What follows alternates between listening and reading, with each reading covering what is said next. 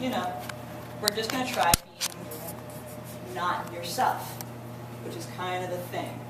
We're not fooling anybody, obviously, but we want to convince the audience that we are in fact playing a man the whole time so that they can just get over the fact that we aren't men. And we can't drop it and turn into a girl, because then they will not respect us and that will be sad. Welcome.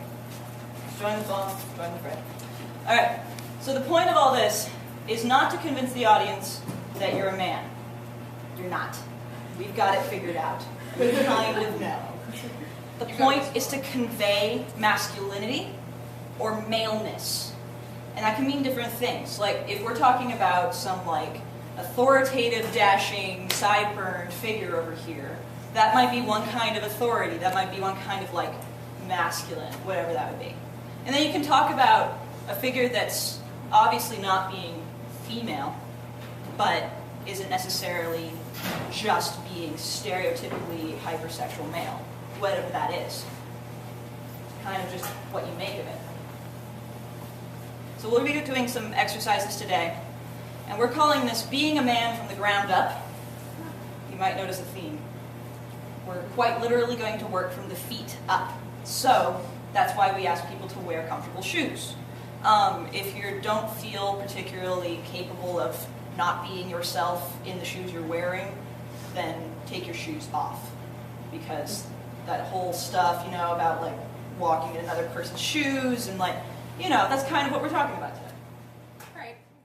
And we decided to introduce ourselves, not necessarily as ourselves today, because we wanted to talk a little bit about the body language and gestures that can kind of create a transformation without it having to be something drastic or a caricature or someone obviously pretending to be a man. Like, you can do things that are subtle to convey not yourselfness. But since we are women, we do play off the stereotypes of masculinity and fun things like that a little bit, because if there are some gender-neutral gestures, they look girlier on you. Yeah.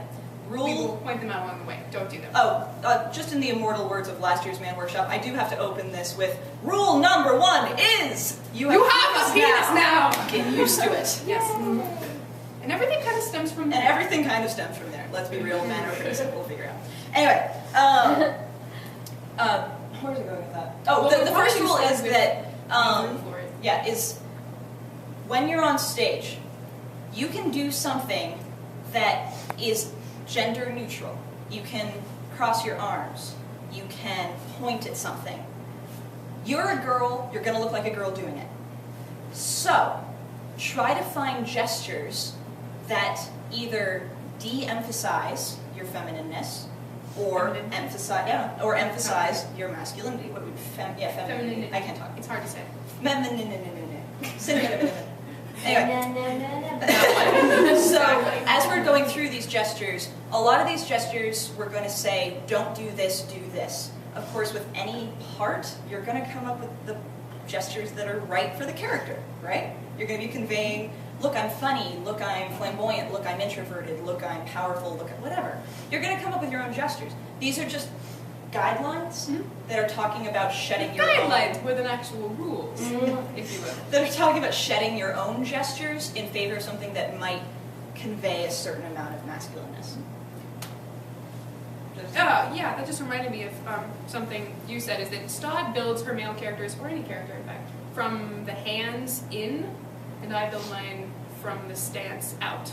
So we'll be talking about a lot of different kinds of body language that might inspire you to think of a certain character a certain way. Including and so, from the ground up, we're going to talk about feet. Would you like to take this one? Sure. So, okay, men never stand with their feet together because they can't. No. Okay, Things so you crushed. see a man standing with his crushed. feet together. He's probably a dancer and wearing a dance belt to keep it out of the way. So, and the thing with men is, something that's really important to think about is women, in general, try to look a little lighter. We might shift weight. We might move lighter, stand on your toe, stand on one foot, lean on one side. All of this conveys a certain amount of delicateness or attractiveness as a woman to shift. Women are never on both feet evenly, or very rarely, particularly if they're trying to come across as an attractive or a feminine person. So first things first is I want everyone to think about centering your weight. Equally standing on both feet. Shoulder width down. Sorry, my voice just went. And think about where your weight is. And then I want you to lean on your left and cock your hip a little. Don't ever do this again. Yeah, this is not something that I want you to do as a man. This is something I want you to feel. What does this feel like? Where do you want to put your hand? Where do you want to put your head? Then center. Where are your hands? Where does your weight? Do you feel a little less girly? What's going on there? So that's the first thing to think about. Be grounded, attached to the ground. Men aren't going to be shifting a lot, unless your character is, shifty, but not a lot of swaying, not a lot of lifting. You may also notice that this directs your energy down through the ground, and then you may feel a nice, easy energy flow. The stance is very good for singing. I do call this my singing/man stance. You can stand like this for hours, especially if you don't walk your knees. If you walk your knees, you'll probably faint. Please don't do it. Next thing is width of the legs. Width of the legs, right. The farther apart, the more masculinity, power, sex, etc. It goes right there. I don't care how shy your character is, he's not here. Maybe he's like the smallest, closer, but he's not. No. Never closer than hip width apart. Men have narrower hips than you do. Pretend you do. Yeah. But it depends on how much you want to do. If you're going for an exaggerated, romantic, or attractive character, yeah, you might really stretch your stance. As just an average man, you just got to be careful that they're not touching. Just shoulder width. And this applies, and we call this the penis rule. Leave room for the penis. Leave room for it. Let it breathe. Let it run free. It needs to move.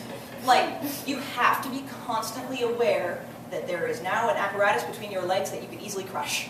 That other people might attempt to crush, and that, yes, Yes. you want to protect and possibly take over the world with it. There's a lot that comes from this, and we're getting a little Freudian. Yes. But We don't have to use it. yeah.